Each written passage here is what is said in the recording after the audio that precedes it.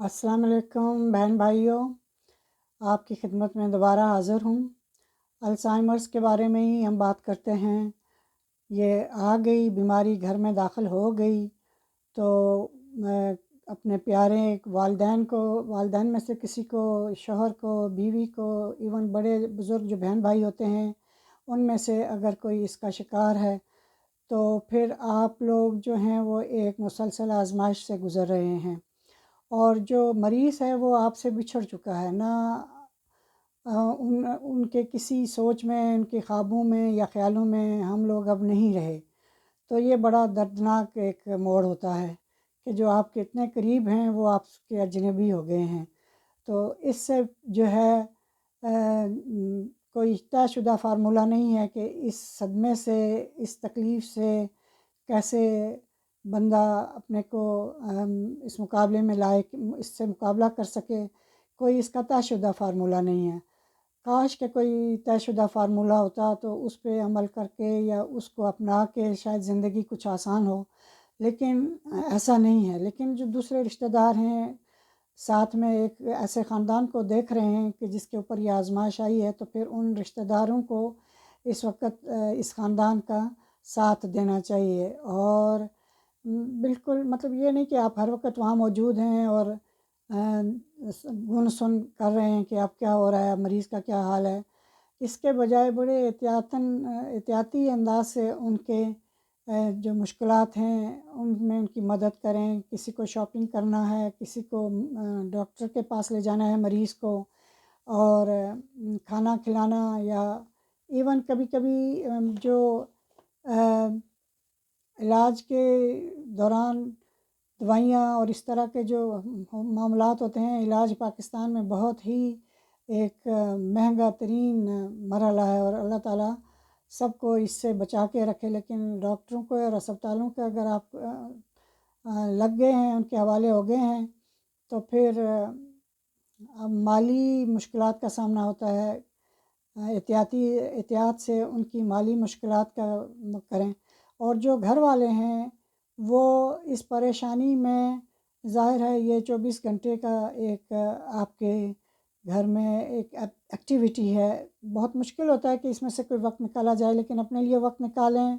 اپنے آس پاس محلے داروں کی آپ بھی دیکھ بھال کریں۔ کوئی بچہ ہے جو فیس دینے سے محروم ہے، اگر آپ اس پوزیشن میں ہیں کہ اس کی مدد کر سکیں، یا راشن، آج کل بچوں کو راشن مہیا کرنا، کسی ایک بندے کے یا دو بھی کام کرنے والے ہوں تو ان کے لیے بھی یہ بہت بڑا ایک چیلنج بن چکا ہے۔ تو اگر آپ کے پاس اتنے اختیار ہیں کہ آپ کسی کی مدد کریں، تو آپ اس سے مدد کر کے اپنے آپ کو ایک سکون محسوس کریں گے۔ یعنی آپ اس بیماری کو اپنے حواس پہ سوار نہیں کریں۔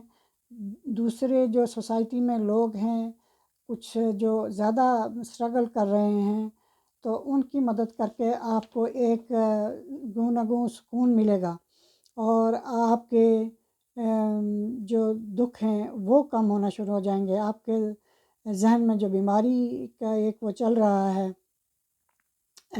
کشمکش چل رہی ہے، اس سے آپ تھوڑی دیر کے لیے اپنے آپ کو نجات مل جائے گی۔ یہ چراغ سے چراغ جلتا ہے، اور صدقہ جاریہ بھی ہے۔ کسی کی مدد کر کے اس کا بھی فائدہ ہے، اور آپ کے ذہنی سکون ہوگا، اور اللہ تعالیٰ کے نزدیک یہ قدم جو ہے وہ بہت ہی پسندیدہ ہے۔ مسلمان ہونے کی حیثیت سے ہم جانتے ہیں کہ جو دنیا میں آیا ہے وہ اس نے چلے جانا ہے، اور یہ جو بیماری آ گئی آپ کے گھر میں، ایک دن ایسا آنا ہے کہ جو آپ کا پیارا ہے وہ آپ کے پاس نہیں ہوگا۔ تو اس طرح کی جو صورتحال ہوتی ہے اس میں بڑا مشکل ہوتا ہے اپنے آپ کو سنبھالنا، اور وہ جو آخری لمحے ہوتے ہیں جن میں کہ مریض اسٹرگل کر رہا ہوتا ہے، وہ چیز ذہن سے نکالنا بہت مشکل ہوتی ہے، لیکن اس کو نکالنا ہوگا۔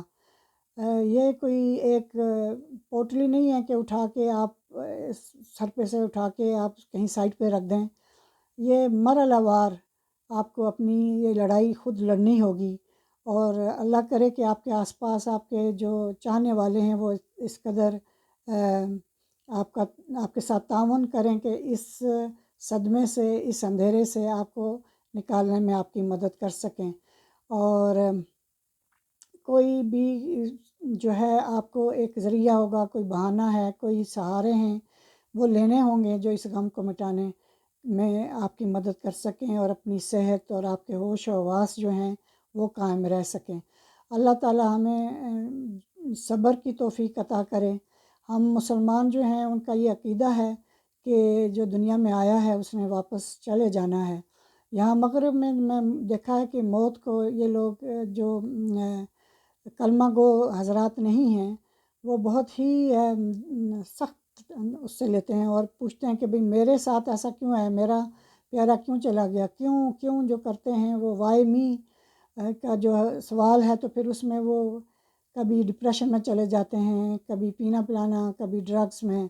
لیکن ہمارے پاس یہ ایک ہمارا ایمان ہے کہ اللہ تعالیٰ کے پاس جانا ہے، اور جو اپنی تکلیف کاٹ کر گیا ہے وہ گناہوں سے ہلکا ہو کر گیا ہے، اور جو صبر کیا ہے پیچھے رہنے والوں نے اس صبر کی بھی ایک جزا ہے، اچھی جزا ہے، جزائے خیر ہے۔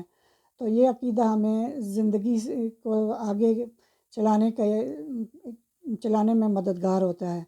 تو اس کو بھی اپنے اس میں رکھنا چاہیے کہ دنیا جو ہے وہ عارضی ہے، یہ عارضی ٹھکانہ ہے، یہ ایک انتظار گاہ ہے، یہ سفر کرنے کا بس سفر میں آتا ہے بندہ اور پھر اس کا سفر ختم ہوتا ہے تو یہاں سے رخصت ہو جاتا ہے۔